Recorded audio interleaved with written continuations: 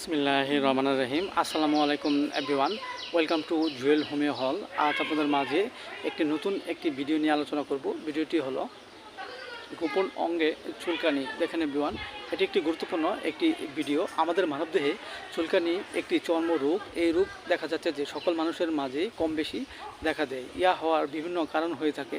এর মাঝে কিছু উল্লেখযোগ্য কারণ হলো আমাদের হিউম্যান বডিতে যদি অত্যধিক পরিমাণে ঠান্ডা জাতীয় কোনো দ্রব্য প্রবেশ করে বা অত্যধিক ঠান্ডা লাগে, এবং দেখা যাচ্ছে যে অত্যধিক ধুলাবালু প্রবেশ করে, এর ফলে অনেক সময় আমাদের মাঝে এই চুলকানির রোগটি সৃষ্টি হতে পারে। আবার দেখা যাচ্ছে যে আমাদের হিউম্যান বডিতে পরিপাকতন্ত্রে যদি কোনো সমস্যা থাকে, এর ফলে অনেক সময় আমাদের দেখা যাচ্ছে মাঝে এই গোপন অঙ্গ অনেক সময় আমাদের মাঝে চুলকানির রোগটি হতে পারে।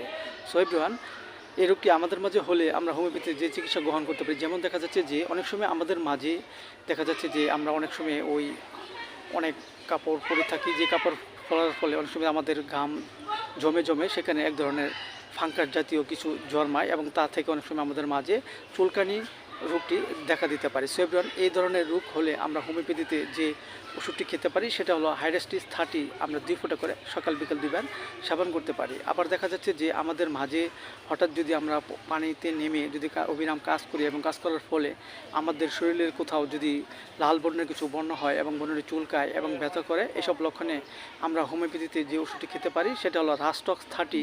আমরা 2 ফোঁটা করে সকাল বিকাল 2 বার সেবন করতে পারি। এবং পাশাপাশি আমরা একটি হোমিওপ্যাথি বায়োকেমিক ভরি খেতে পারি, সেটা হলো ফেরামফস 6S। 4টি করে ভরি চিবিয়ে আমরা হালকা গরম কুসুম পানি সহ সকাল বিকাল 2 বার সেবন করতে পারি। এতে করে আমাদের মাঝে যে চুলকানির যে বিভিন্ন গোপন অঙ্গে যে চুলকানি সেটা আস্তে আস্তে দূর হয়ে যাবে এবং আমাদের মাঝে সুস্থবোধতা ফিরে আসবে। সো এভরিওয়ান, ভিডিওটি ভালো লাগলে অবশ্যই আপনারা লাইক দিবেন, সাবস্ক্রাইব করবেন, এবং আমার এই ভিডিওটি সবাই শেয়ার করে দেবেন। সবাই ভালো থাকেন। আল্লাহ হাফেজ।